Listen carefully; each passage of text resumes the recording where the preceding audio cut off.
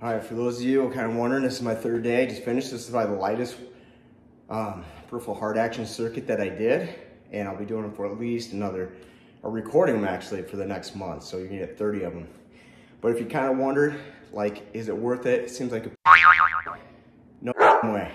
And as far as like getting a pump and muscle building, look at this. Like, I am so pumped right now just from doing that, the wimpiest of 3 of them. So if you're worried about losing size or conditioning or whatever by doing this type of training, you need to try it. You need to try it long enough so you really start to feel it and see the effects of it. But I'm gonna be doing it. You can follow along. The workouts are free. I'll be posting them. If you have any questions, you can email me at mark, M-A-R-K, at forged-strength.com. So mark at forged-strength.com, just like the shirt right there.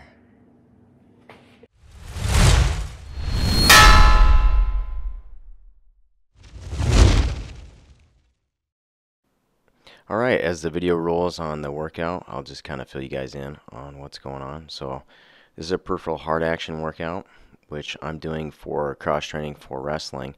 So most of the workouts I was doing previous to this for the last 2 months were powerlifting. And now I got to transition because I had some younger friends. Thought it'd be a great idea to have their 150-pound, almost 50-year-old buddy, who's still pretty athletic, be their 160-pounder for their old-timers wrestling tournament. So I'll be there. And you know what?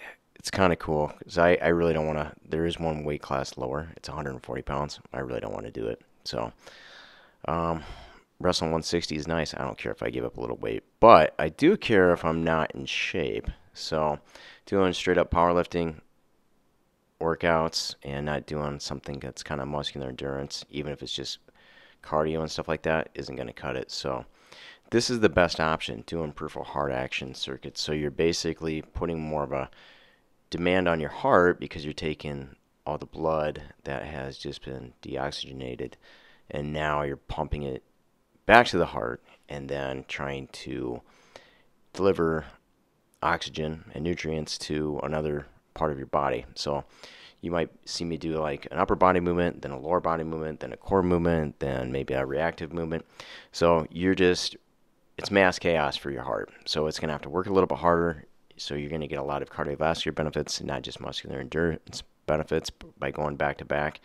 And as far as the efficiency, this is kind of the jack of all trades for workouts and kind of master of none, but it works really, really well for getting you in shape for something like what I'm going to do, where I might potentially be wrestling 20-year-olds who are in an old-timer tournament, because in wrestling world, that is an old-timer. So the first round of this circuit, all the exercises you're going to see are in regular time, meaning I didn't speed them up.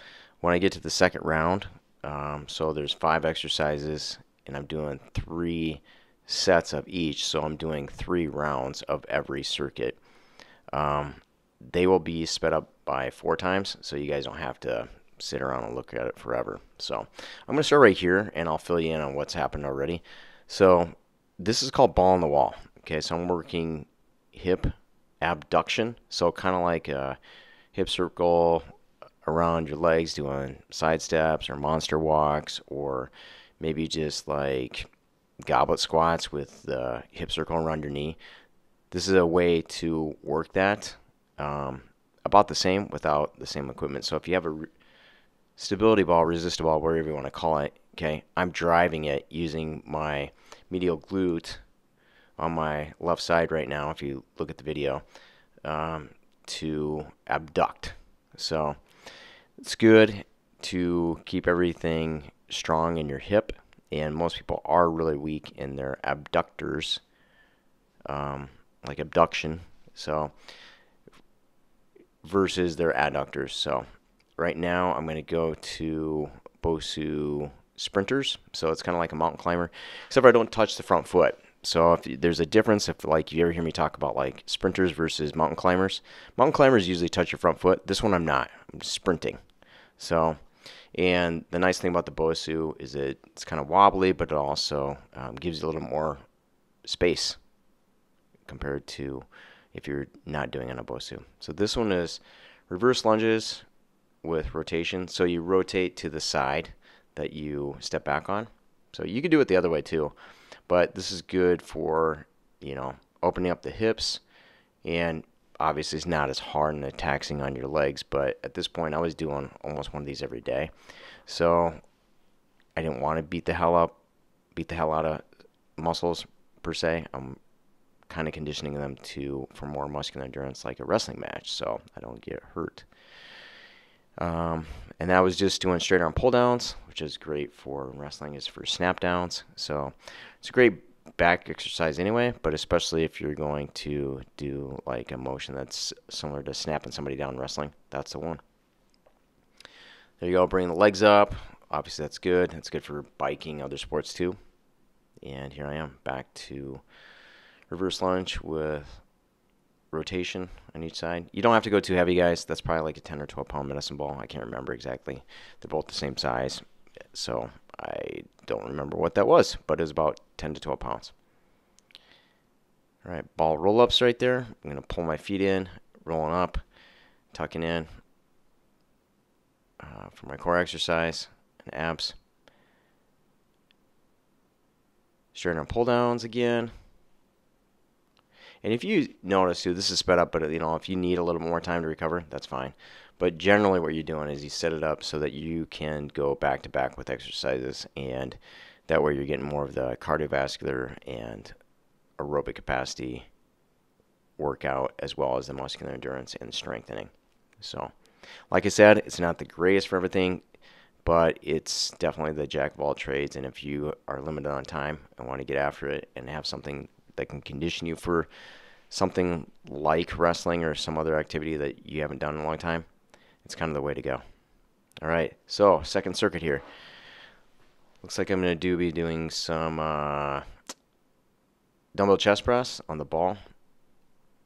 So just got to be careful when you're using the ball. So I know when I do it on the regular flooring, it's not that big a deal, but because this SPRI ball, which is a great brand. I mean, this ball is probably like, for sure, over 10 years. It might actually be 15 years old.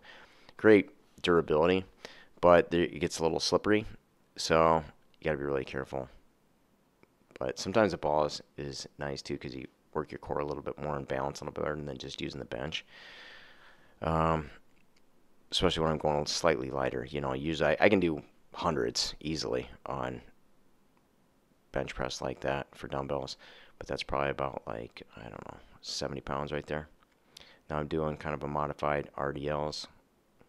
At this point too, getting used to it. I usually use a barbell, but using the dumbbells is kind of nice. I recommend it anytime for anybody, just to get used to.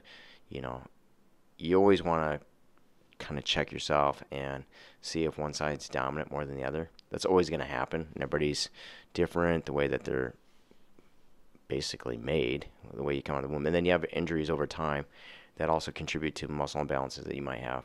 So just keep it in check. Realize that most barbell exercises are closed chain, and so your dominant side can help out your weaker side.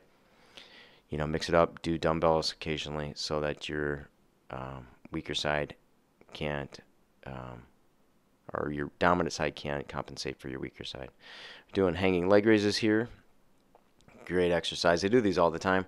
They're really good for your lower abs, but especially with wrestling, where you got to be able to lift your legs up in a position like where you're doing a sit out or a switch, or there's thousands of different positions and reasons why you could want to be able to have strong lower abs and mobile, flexible lower back.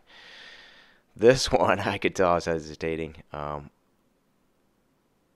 doing back raises. I thought for a second I was going to do glute ham raises, but I can see that I have my legs back too far. I would have my knees closer up to the crescent pad or the round pad, whatever you want to call it, if I was doing glute ham raises. But it's been a while since I've done a bunch of glute ham raises, so if you haven't done them in a while and you know what's coming, you're kind of hesitant. You're like, oh man, do I really want to go hard on these? Because you're going to be wrecked for a few days the first time that you do them and you haven't done them in a while. But I was just doing back extension there being really careful. I could tell that I was getting sore from the accumulation of all the workouts I've been doing, but that's okay.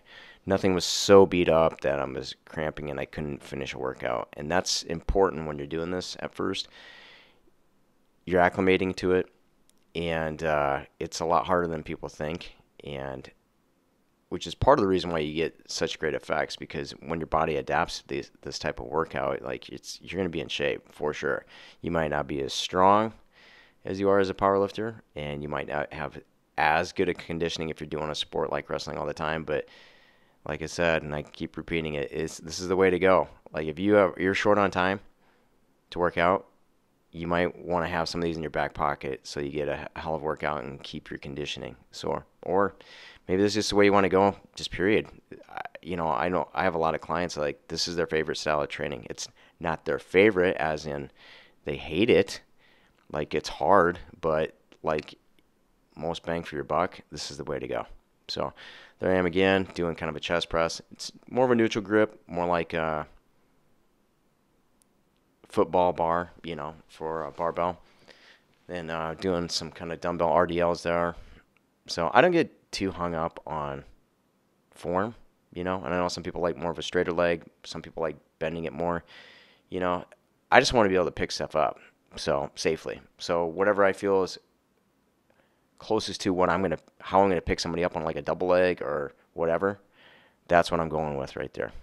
So back extension, I must have felt that it wasn't far enough, or it was too far out the first time. So actually, I remember coming back to this. I think I actually adjusted it too far. I actually didn't like it because the pad was too far out there. But this one's called soccer jumps, Bosu soccer jumps. All I'm doing there is I'm just bringing my foot up enough, almost as if I was like dribbling a soccer ball, where I'm just barely touching it. So it's a speed drill, and I actually do use it for a lot of soccer players, so that they don't worry about like tripping over the ball, and they just focus purely on maximizing their speed. But for like a wrestler, it could be really good, because if somebody's like shooting in on their leg, they can pick up their foot just enough so that people whiff on it. So if they're going for like an ankle pick or a low single, they miss it. So it's kind of a good little exercise to do for some reactive training. And the RDLs again, doing those.